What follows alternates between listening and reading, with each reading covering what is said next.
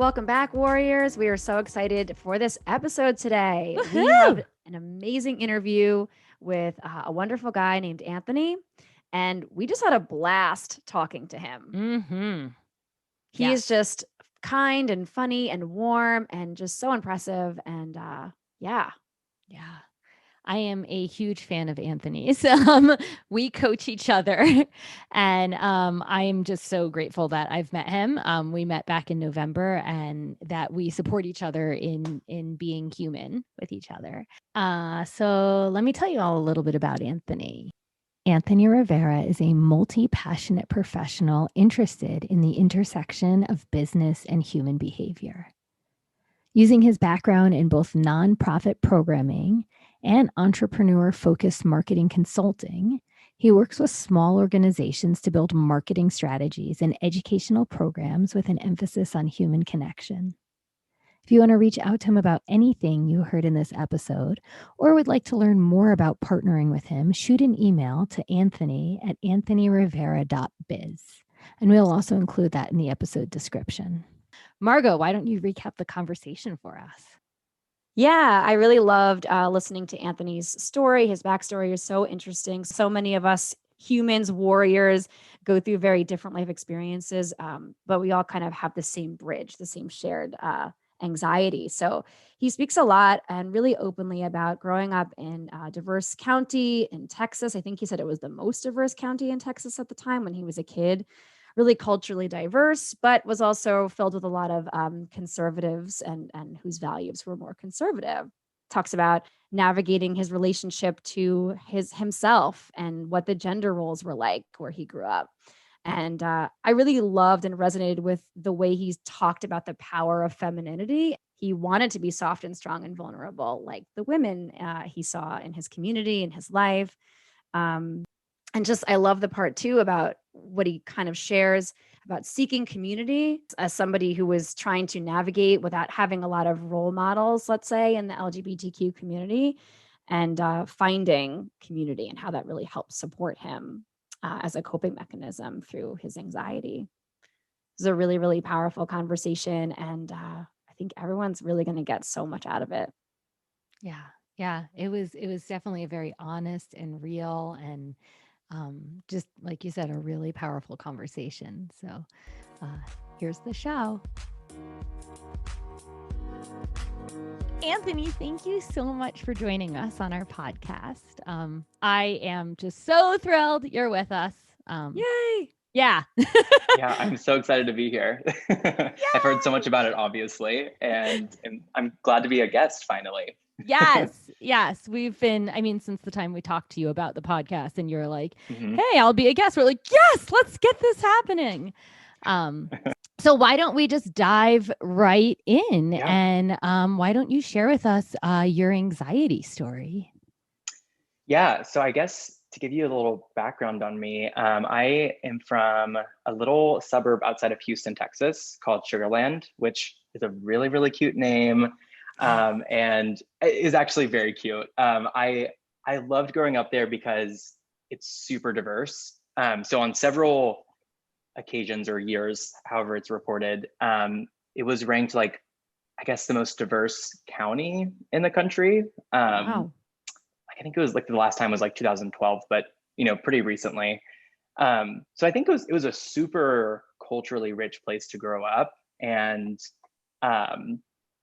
yeah, like I just loved being around totally different people. Like the table I sat at lunch, like we were all from different countries, which was pretty unheard of.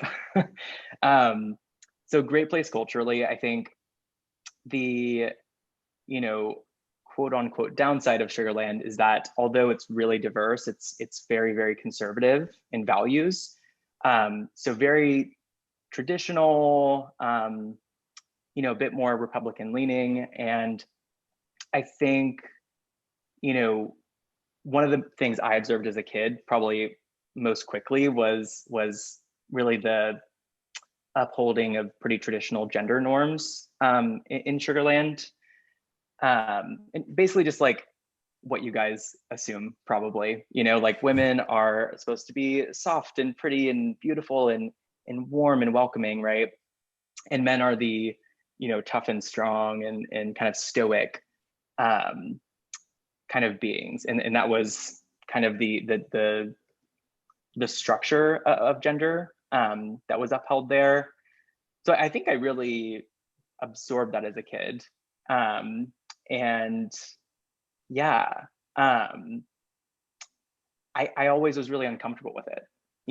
Like, I think I knew from a really young age that I always kind of gravitated towards the female end of the spectrum. Like, I always liked hanging around women. I loved the beauty that women kind of expressed, and like the softness, and I think it's because I saw a lot of power in it.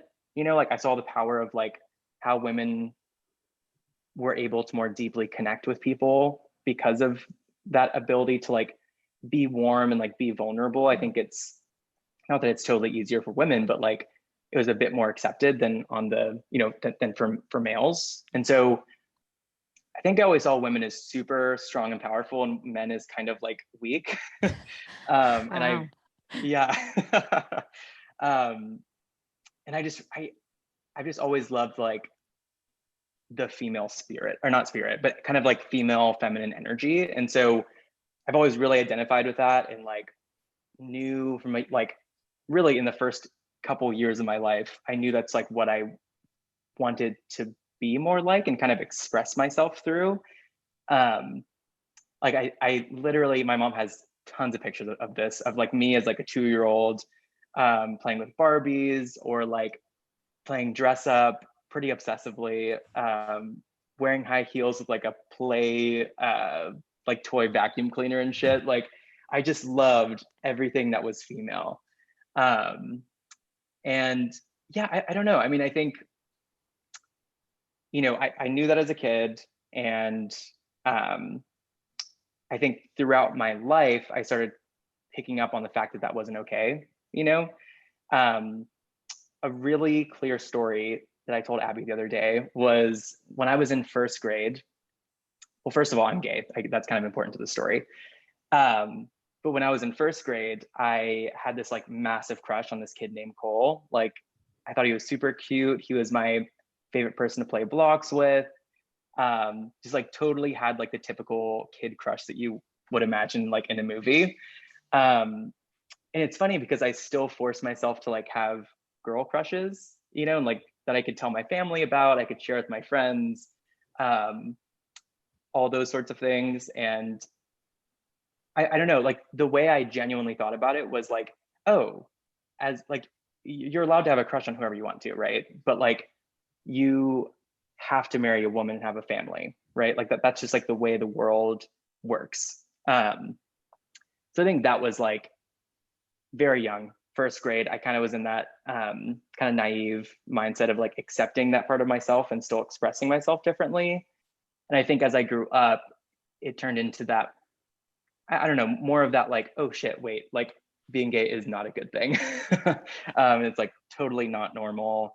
A lot of that was because, I grew up Catholic, which is not good if you're gay. And, the church had some pretty intense views back then. I mean, they still do. They're not great at all. And I do not consider myself a Catholic anymore, but a lot of my anxieties stemmed from that phase of my life where I realized that being gay kind of meant I was damned to hell for eternity. Yeah. And it really, I mean, it felt like I was, yeah. I mean, when you believe in hell, it feels like that, like eternal death and suffering. Yeah. And it's super, I don't know, frightening. And I think the other way it kind of manifested itself was just like the coming out experience, and like being worried that people would kind of look at you differently, and that this you that you had built your whole life, which I mean, I was 13 or 14 when I came out, so it wasn't a lot of life, but like that old self, the old person you've built would just kind of die. So I think that was a really big one. And I think just throughout my life, there's been this kind of story of like, hey, you're kind of different than like what the norm is, and there's a threat to that. Like you could kind of risk your career, your family, your friends, or the friends you, or the people you could be friends with. And I don't know, just like overall, like even your safety. So I think a lot of that was just like my anxiety story is really revolved around this, I don't know, like discomfort might be the right word, but like discomfort um, with being myself. Yeah. Wow. I mean, I just keep thinking how incredibly brave you were. I mean, just the idea of from such a young age at 6 to feel like I have to uphold appearances. I need to behave a certain way in order to feel like I'm not going to get ostracized from the group, right? Mm. From my peers, from my teachers, maybe my family, my church, my community. That is a lot of pressure on a child. And then to find the bravery to come out to the world at 13 is like, whew, oh my gosh, I just, so many sparkle and shine fingers. And it's like, oh man, I'm 38. Let's see, how many times in my life have I been that brave? I don't know, maybe never. And just to think that at in those formative years when all you want is to be accepted and to be loved and to be considered normal, to sort of, with that in mind, still say, but I need to be true to myself. I need to say out loud, speak out loud who I am. And my gosh, so incredibly brave. So I just want to start there. I appreciate that. And I just so greatly appreciate how open and vulnerable you are. And I can totally relate to being raised in the Catholic Church. Yes. I'm not a gay person, but I grew up being told, right? You can't think this way. Men love women, women love men. And I remember very distinctly when I got to middle school, and this is where I started to, I think a lot of kids start to just question their realities in general, right? They question the things they were raised with, that they were taught. And I finished my confirmation, and the following year it was youth group. And I was like, all for it. Let's go to youth group. And that was when my leader told me, this was my first experience with like talking about the idea of being LGBTQ as well. And the leader was like, is it okay for a man and a man to be in a relationship? And I was like, yeah, of course. And she was like, no. And we had a fight. Like there was only like 6 or 7 of us. And I was arguing with this woman at 13. And I went home and I said to my mom, I can't be here anymore. I'm done with this group. And that was, one of my breaking points with the church. And my relationship to Christianity has ebbed and flowed over the years. But I just think you're brave. Yeah, I think you're really brave too. I mean, I think there's so much fear instilled, and not to go down the rabbit hole of church. I think there's just fear associated with religion because, I think in some ways, it's kind of meant to be like there's fear instilled in you so you don't, harm other human beings. Like don't hurt one another, else you're going to go to hell. Or like, there's some moral things in there as well that could be useful. But I think that's a big reason that so many people, like gay or not, have found it hard to separate themselves from the church. And I'm sure it was hard for you too, because, what you're kind of told is like, if you do separate from the church, you're like separating from God and like, the promise of heaven, So I think you're really brave too. And thanks for having a fight with her. Yes. And I appreciate what you just said too about, I do think there's some moral value, right? To things like don't do harm, to don't steal from thy neighbor, to there are plenty of wonderful things that you can learn from some of those more broad, right and wrong kind of issues. But yeah, when you get down to the nitty gritty, you wind up hearing they don't forget to give you their message though at the end of the day. Oh yes. That's kind of the sad thing, is that their true colors wind up coming out. So I am enjoying this conversation because I have been fortunate to not be brought up in the church. And I have my own thoughts on it. And so I really want to just like ask a ton of questions, but my role is not to do that. So I could keep going too, but I feel like for the sake of time, we should, keep it rolling. What I think, and it's been said, like you both are brave, right? But what I think is just just an act of bravery that everyone can relate to, is the stepping outside your comfort zone to be yourself, to show up as your authentic self. And some of us have way more challenges in being able to be ourselves. And we were like, you know what? I'm just going to accept who I am, and I'm going to let people see who I am, which is like, it's massive. That's so huge. And it's such a young age in middle school, right? Like middle school is the worst time of everyone's life. Yeah. And we're all just Right. given messages too. Just when you were saying, Abby, just triggered me to say, like, we're given messages as a society from since birth, right? Like, this is, you're a boy, you're a girl. Here are the colors you wear. Here are the colors you wear. Here are the toys you're supposed to play with. Here are the toys you're supposed to play with. And then they're Right. perpetuated in early childhood education facilities and in school, and, you know, in the way we speak to each other. And these are norms that are really hard to break for a lot of folks too. So just, Right. finding that brave, Anthony. Amazing. I mean, it's really, I mean, it's interesting too, because I think with identity, I'm sure you guys have found this too, but like there's just so many layers. Like I came out as gay when I was 14, but that was pretty separate from like the attachment I had to like femininity. And like I think that was a later part, you know, and honestly it still is a part of my journey. Yeah. But there's so many different parts of your identity that it's like, even whether you're gay or not, you almost feel like you have to come out several times throughout your life. And it's never like, oh, one day you wake up and you're like, oh, hey, I'm gonna be my authentic self today and show my full self to the whole world. Wouldn't that be nice? It happens in phases, which is, yeah, it would be awesome. If everyone just stepped out on their porch and just shouted out who they were, because A, they knew, and B, they felt comfortable enough to do so. What a world that would be. Yeah. Right.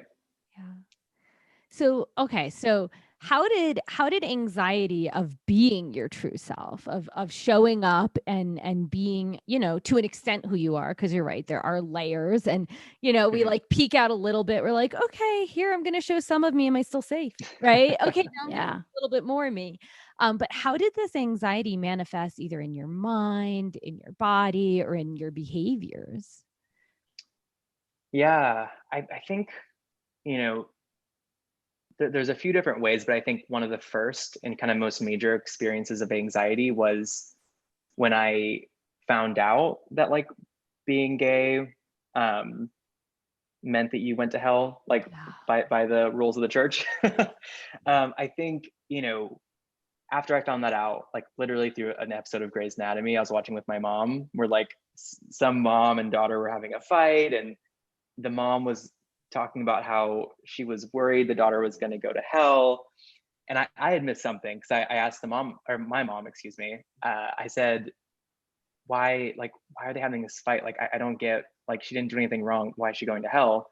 And my mom was just like, oh, well, she's a lesbian. I was like, well, what do you mean?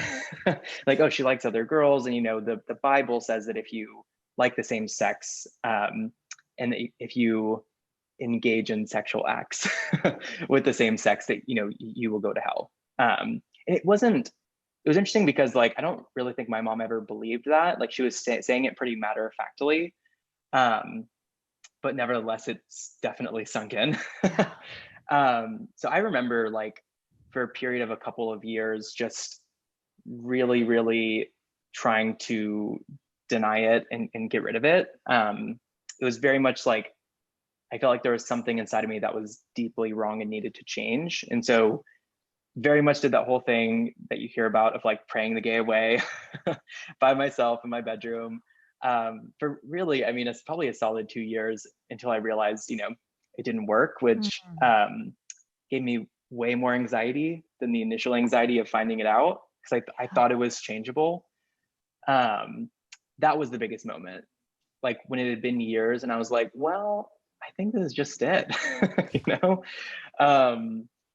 And yeah, and so, you know, there are ways I kind of coped with that and moved on, but I think that was a big moment of ever, probably the first time I'd ever experienced like anxiety attacks was like in those moments. Probably the final times I prayed and was like, well, this is not, you know, not working.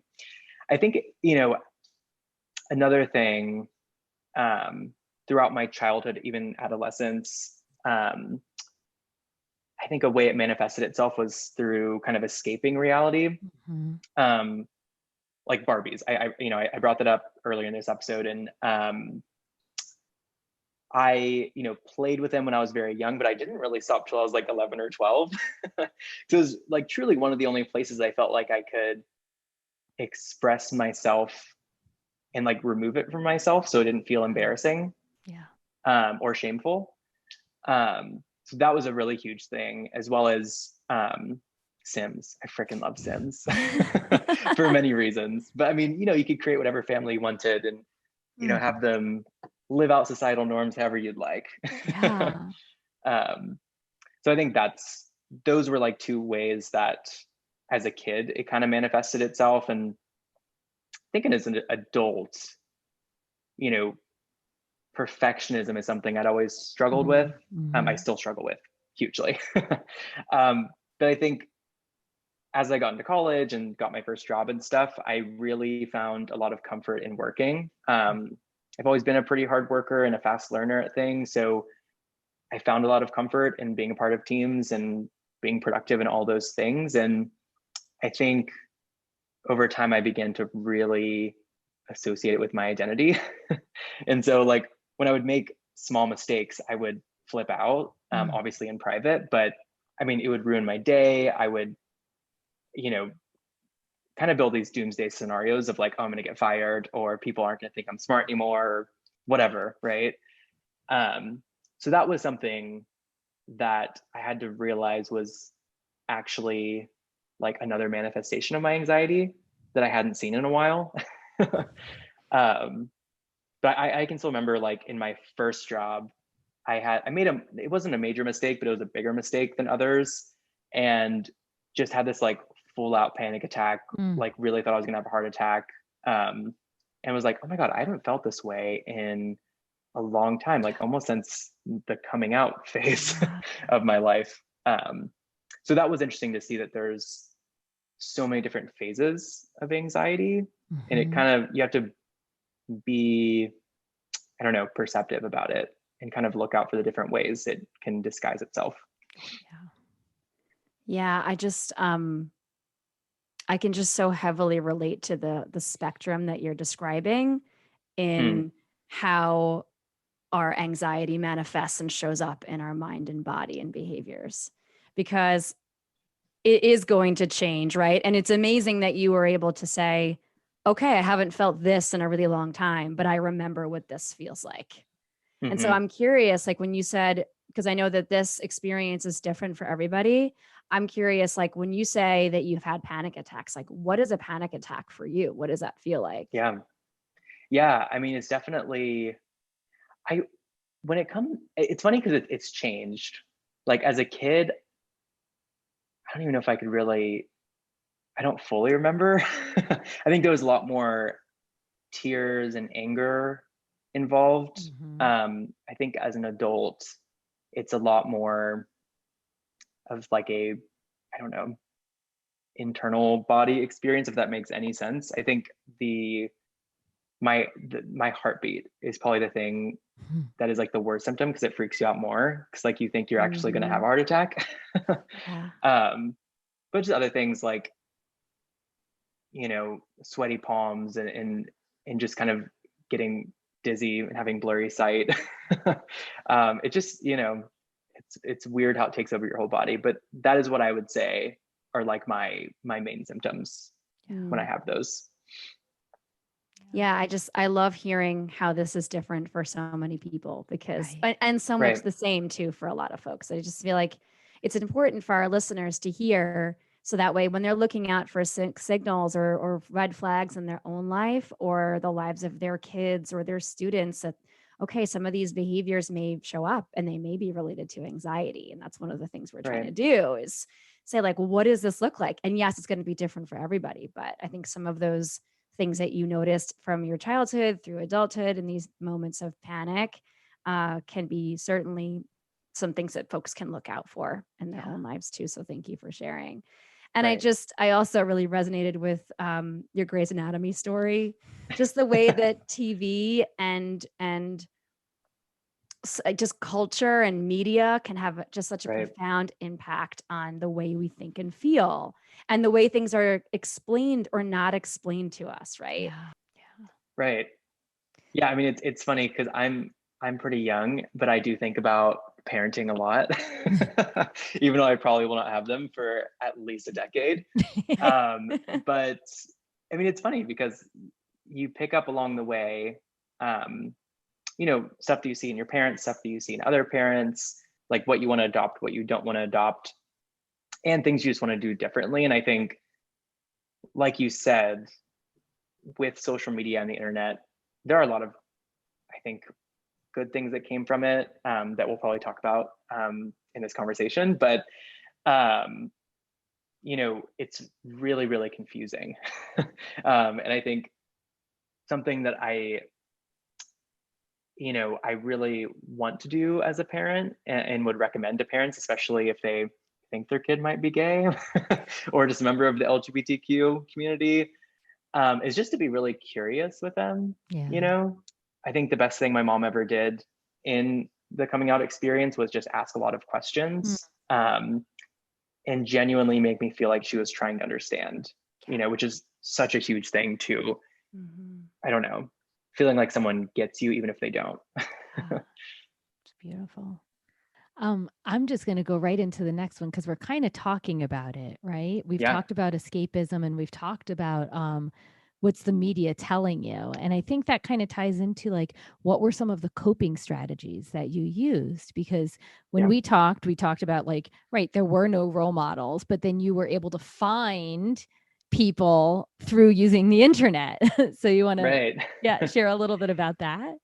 Yeah, for sure. I mean, I think once I'd realized that praying the gay away was not going to work, I started looking for something to make me feel better and just feel okay about this and try to find some acceptance. And so that resulted in a lot of Google searching and landing on like gay forums, blog posts about being gay, and ultimately onto YouTube, where at the time it was really, really common for gay couples, even single people that were gay, to like vlog their lives, like literally every single day, Yeah. vlog what they were doing.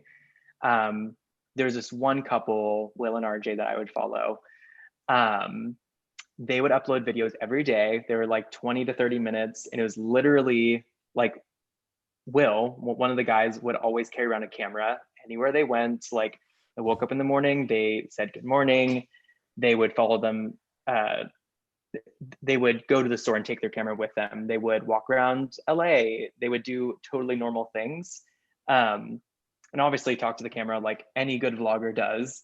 But I think what it really helped me with was like to understand that like being, I don't know, like being quote unquote normal and being gay weren't really separate. Like these people were living totally normal lives, doing the same things everyone else is doing, but they're just, two men in the residence, besides a man and a woman. And so I think it really helped me know that there were other people out there like that and that they were living really healthy, happy lives.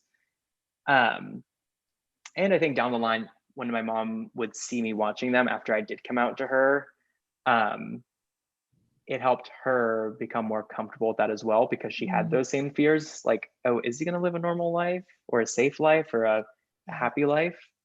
So I think it was really, I think it was really powerful for a lot of reasons. But for my anxiety, I think it was like, oh, hey, this actually isn't that weird.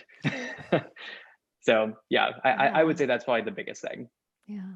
I just the theme that I feel like is coming up here and that's come up for Abby and I and so many of our guests is this idea of seeking out community, right? Just go finding people that think the way you do, that are willing to listen, that you can sort of get a glimpse into their lives. And I just love the fact that this couple that you followed didn't do anything besides live in Literally. a warm and normal, happy way, because that is clearly what you needed. And that's just, it makes my heart soar to know that you were able to have that.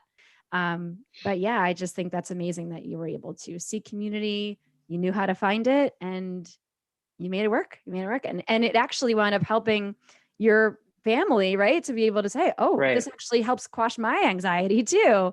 And of course your mom had anxiety about you, because all moms have anxiety about their kids, even the really chill Zen ones. It's just different when you have children. So I think that's Right. amazing.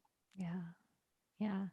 Yeah. I feel like sometimes the internet gets a really bad rap for many reasons and understandably, but it's Yeah. also nice to hear how much it can help people who are looking for community and can't find it where they're actually living. Mhm. Right. Exactly. Makes you feel like you're not alone. Right. So what would you say your relationship to your anxiety is now? Yeah. I think it's a really interesting question, first of all. Second of all, I think I don't know. The best way to describe it is that I've moved probably in this last year or so from a place of like totally unaware, anxiety controlling me kind of place to Mhm. totally aware, but it still kind of controls me in ways I don't realize until after. So I would say that is definitely the stage I'm at now. Yeah, that's self-awareness. Super Yes. normal. Yeah. Just Yep. saying. I mean, Abby and I are mindfulness teachers, and like this is a constant practice for us. And so just know that it's a Right. lifelong practice for Yeah. sure. Does it so by having that awareness, what changes for you when you notice like the different ways it creeps up? Is there a way you Yeah. relate to it differently, or a way your behaviors change or anything, or thoughts For or sure. Yeah. So actually, a really amazing life coach named Abby. Oh my um, gosh, tell me more about this person. Yeah. She sounds amazing. I want to hear more about your yeah, life coach. she's great. She actually has a podcast on anxiety. You guys should hook up for sure. Yeah, we'll get her No on as a guest. way. Abby But asking Abby seriously, questions. yeah, That'll be riveting honestly, content. it really would be. I would subscribe for that, honestly. See, it is planted.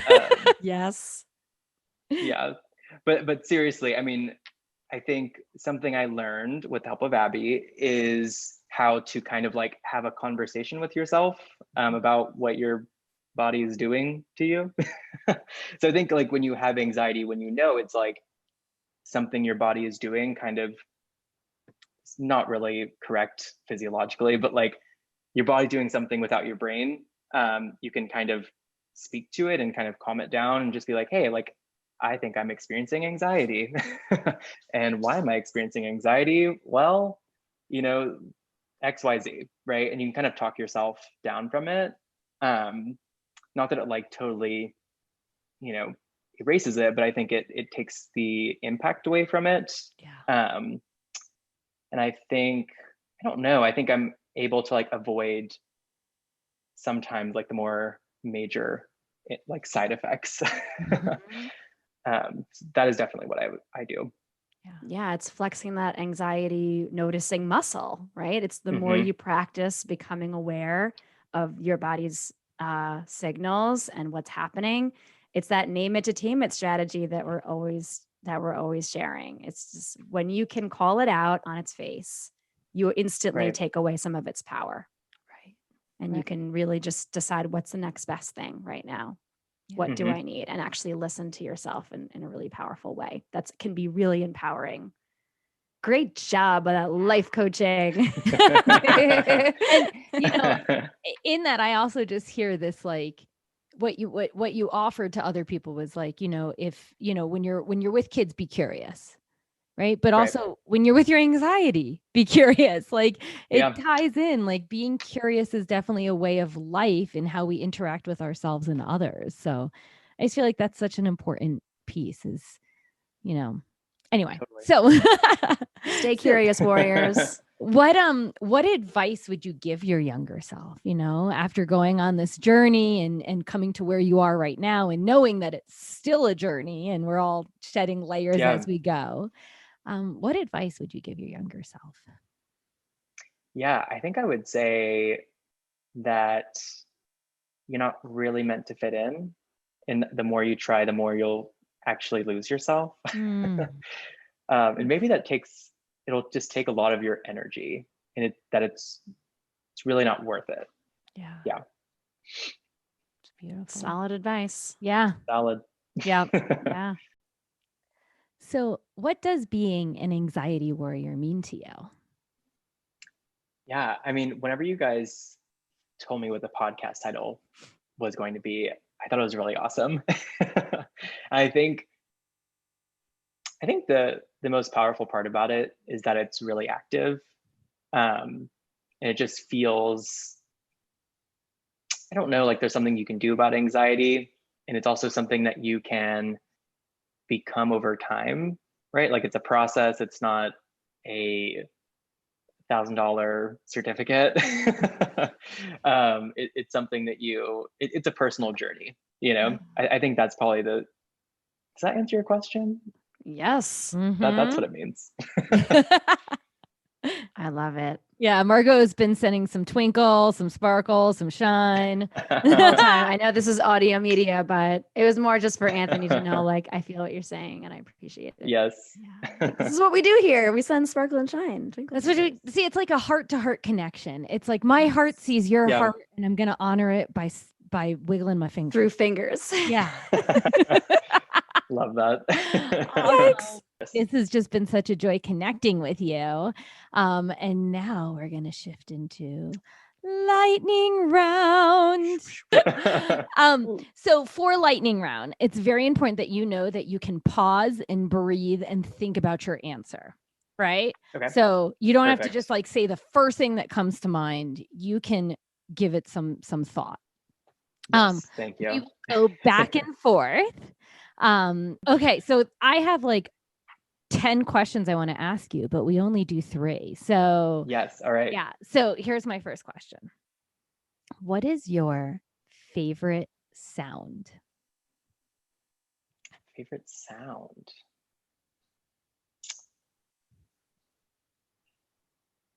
I have 2. I have to decide which one's the best one. I think like the sound of like just rushing water, like not rushing water actually, like slowly moving water over pebbles and stuff. You know, like I went on a walk this morning at my local park, local park in Austin, Texas.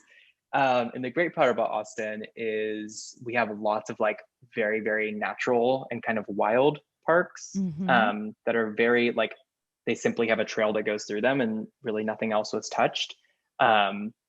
And there's this part they get to like kind of jump over some wet stones and stuff. But I usually sit there for like 10 minutes and just like listen to like the water going over like the rocks and stuff because it's so calming. It's just like the most beautiful sound, isn't it? Like, what are y'all's? nice. I know I'm not supposed to ask you the question, but I'm kind of curious. Oh man, on the spot. I go to the spa a lot. So I do love the sound of water over stone as well. Yeah. It's definitely not my favorite sound. I don't know. I have to think now. I know it's a tough Way question. to flip the script on us. This is not how this is supposed to go, Anthony. Yeah. I like the need sound of the ocean. I feel like water sounds are always very nice. Right. Yeah. Did you have a second sound too? You said you had. I do. I mean, honestly, like the sound of a brown paper bag being crumpled is like lovely. I've actually always been obsessed with sounds as a kid. Like I would just like crumple my lunch bag or whatever. Maybe I was a weird kid, but like I was like, oh, it sounds so great. Like I don't know what really it was. I interesting never got into one. music. Just rumbling bags. Yeah, just rumpling bags. So that What's was the your favorite extent of it. song? I love rumbling brown paper bags. Oh my gosh, that's hilarious. Okay, I came Love up with my favorite sound. It's the oven door opening. Ooh, Ooh. that is good. I mean, assuming that I know what's in it and I want Yes. it. Yeah. So yeah, Right. it's the sound of the oven door opening. Hmm. Although right now our oven can use a little bit of oil because it sounds like Jurassic Park when you open it. Oh no. It's like a Yeah. I can't even do it well anyway. It's less than perfect, but all right, here we go. What is your cocktail of choice? Ooh. Oh, okay, so confession, I never make any of my own cocktails because my boyfriend is like a master mixologist, or at least I think he is. But Lucky he, man. right, right. I mean, he does the egg white stuff that like foamy at the Ah, top, uses yes. dry ice, the edible flowers, like just really cute shit. So, my favorite drink is pink, and it has egg white on top with a cute flower in it. And I have no idea what's in it. I think it's vodka and probably some kind of like some bitters of some sort that are pink. But I I literally, can't believe I'm the you don't worst. know Like what's in it. oh yeah, like not a clue. Like I'll go to a bar, and if there's not a menu, I will not know what to order. I'll just be like, someone else, like, just give me what you're having because I have no clue. I need to know every single ingredient in my drink. So that's fascinating.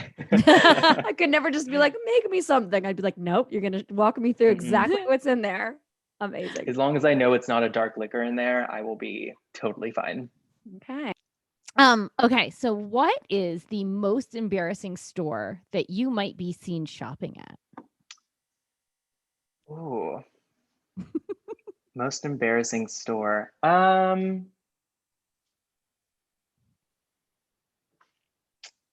Probably like Williams Sonoma. Like I think I'm surrounded by like 40-year-old white women all the time. And I'm the only one that spends like a dramatic amount of time. Not definitely not the only one. But just really like obsessing about stuff that I won't buy for another 10 years. Like, oh yeah, like this would look great in my future kitchen. I can't afford any of it right now, but a guy can dream, can he? Yes. Yeah, it's a Yes. very fancy store. It is. Yep. It's Mhm. lovely. I feel like when I got something from Williams Sonoma for the first time like 10 years ago, and I'm 38. So it was maybe like, when we got married, that was kind of Yeah. it was Williams Sonoma time. My first time was when I was with Dan. So that was like within the last year or two. So mid 30s for Abby. Yeah. Amazing. Okay. Final question from me. Would you rather be able to talk to animals or speak every language? Ooh. Ooh, talk to animals for sure. Ooh, that Yeah. was a fast one. That was a lightning Yeah. answer. I Yeah. like it. Cool. Yeah, I think I always loved animals when I was growing up. And that's kind of like my family nicknamed me what was the movie? Dr. Dolittle? I never watched it. But was that the guy that like talks to animals and stuff? Yeah. It's not a good movie. Yeah. I mean, I know he's my like humble kind of crazy opinion. too. Yeah. If you were famous, what would you be famous for? I think I hope if I'm ever famous that I am known for like teaching people things that were really useful to their lives.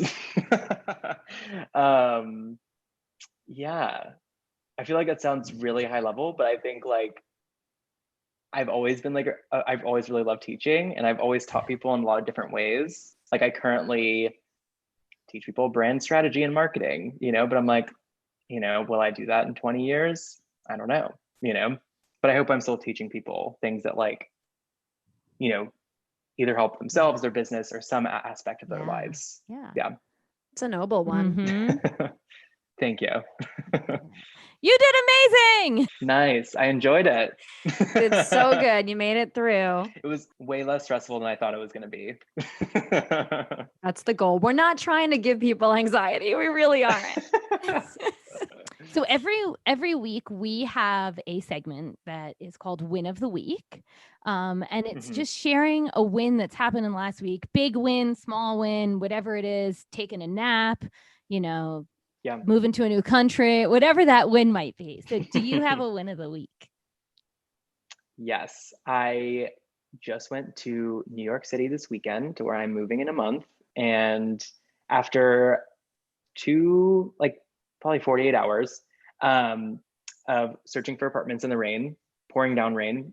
It was also like 60 degrees.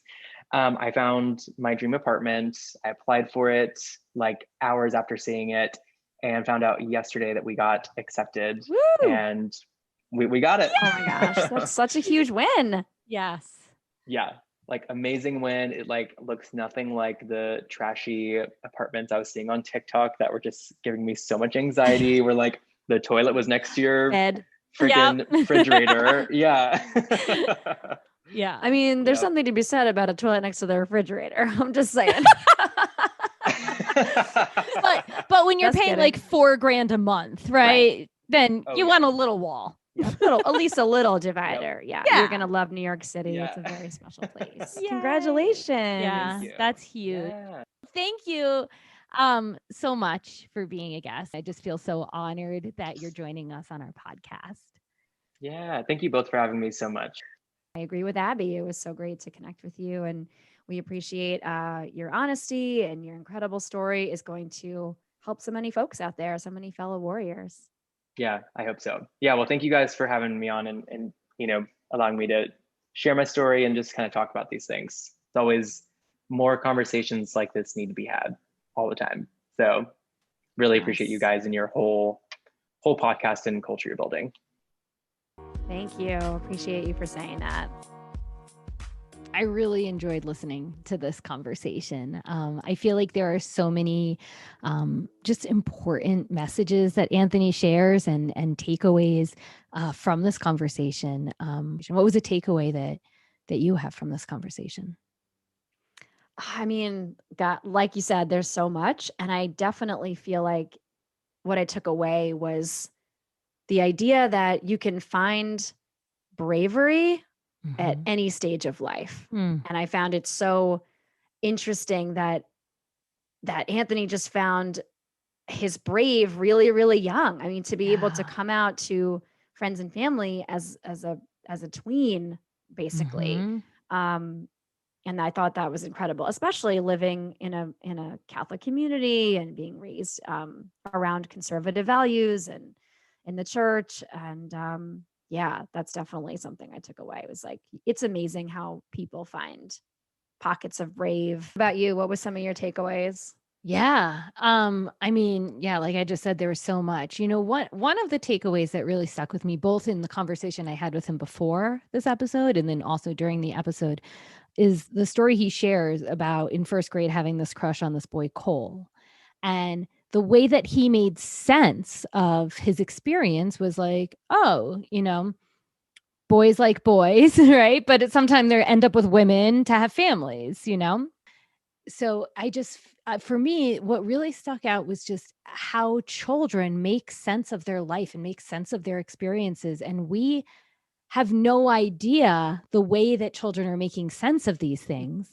And we have no idea when that reality is shattered. And it could be something as harmless as Grey's Anatomy, right? But for me, like that was one of the hugest takeaways was what were all the ways that all of us, made sense of this world and then realized that wasn't the world's reality. Right. That part to me just really just stuck out at like, a higher level of being human. Yeah, I completely agree. That story was so interesting. And I also agree about the way we don't fully understand what's going on in young children's minds about the way the world is. And even if you try to have a conversation with them, they may not be able to fully express their views on it or their understanding of it. I really also thought it was so interesting, and just generally speaking, the way he talked about being in denial and trying to pray the gay away. And this idea of like, okay, I have to actively practice trying to become who I'm not. And how difficult and challenging that sounds like it was. And the way that we can sort of all relate, I think, to trying to deny a part of ourselves and not share it fully. Right. And in that, I loved how he said, because I was like, it's so brave to be your authentic self. And he was like, well, it's a continual journey. It's a continual process. Like I still haven't always arrived in that place yet. And it's so true. It's like we are all learning to shed away the layers to keep being our authentic self, but it is a practice and it is a journey. And I definitely don't feel like I always step out as my 100% self everywhere I go every time, because I'm still learning who I am as well. And we still feel the need to protect ourselves, right? Yeah. We still feel the need to be safe. And it is so let's say, risky to be fully you Yeah. all the time, no matter where you are. He delivered such a powerful message and reminder to all Yeah. of us that we can all practice being brave. We can all practice stepping out of what society tells us we are supposed to Mhm. be, even from a really young age. And just that gender roles can be fluid. It's all Yeah. a construct too, and that's Yeah. okay. Yeah. And to keep having conversations about this, right? And it's a beautiful reflection too, just as a reminder that being feminine and being masculine aren't inherent Yeah. to one gender or the other. Yeah. So I adore him. I just think he's just the most fabulous person He is. in the world. And yeah, so hopefully you all enjoyed the conversation. Yeah. So, warriors, we want to hear from you. As always, shoot us an email at anxietywarriorspodcast@gmail.com. Find us on IG at Anxiety Warriors Podcast. Tell us about your wins of the week. What's going on with you? Send us some topic ideas. We've got our idea train rolling, but we really want to hear what you warriors out there are interested in discussing or hearing us talk about. And also, if you're interested in connecting with us and being a guest on our podcast, we'd love to hear from you about that as well. And we want to thank you, as always, so much. And if you have a moment, if you can take 2 seconds out of your day and smash that 5-star review button on Apple Podcasts or leave us a review, it would mean the world. And it would just mean that our community of warriors can keep growing. So thank you all so much for going on this journey with us. We're so grateful. We love you, warriors. Till next time.